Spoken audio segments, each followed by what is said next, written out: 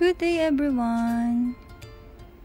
Meron lang akong gustong i-share sa inyo na halaman. Ito ang aking Ficus elastica Jean.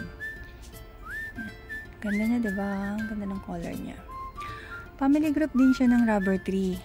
So, medyo rare type lang ng konti. Konti lang naman. Kasi nakakabili ka na rin ngayon sa market. Pero bibihira. Anyway. So, nagbabalaw ako ng i-propagate siya. Balaw siya i-cut dito. Ayan, cut mo siya dyan.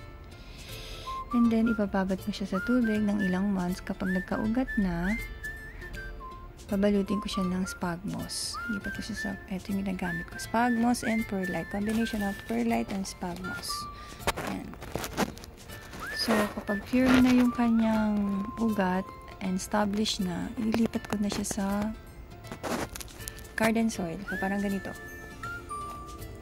Garden soil. Actually, itong dalawang to, galing siya dito eh. Ito yung pinaka mother plant niya. Ayan. Oh, ito yung pinagkatan niya. Isa. And dalawa. Ayan.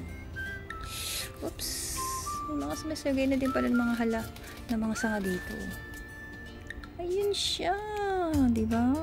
Ang dami na. 1, 2, 3. Pa. Sa top niya meron pa din sumasagay na ano. Ano ba yan? Anyway, yun ang mangyayari kapag kinat mo siya on top. May mga lalabas na panibagong sanga. So, sooner, kapag firm na rin yung kanyang sanga, pwede mo rin siyang i-propagate. Ikakat mo siya, same procedure, ipapabad mo siya sa tubig. Ako, ibababad ko muna siya sa tubig and then lilipat ko siya sa, nabalitin ko siya ng sphagnous with perlite.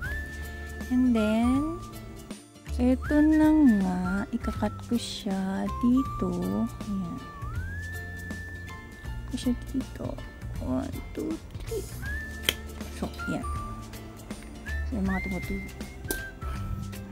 tumutulo na ano. Ayan. Ito tayo na ito. Nasaan lang muna na.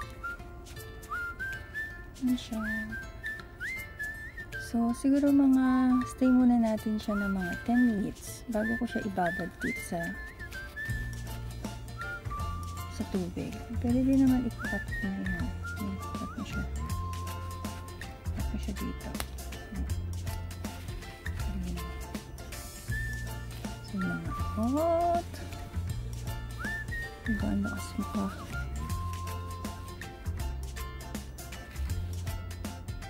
So, yan. Kapag nababad, natuyo na siya ng siguro mga 10 minutes yan.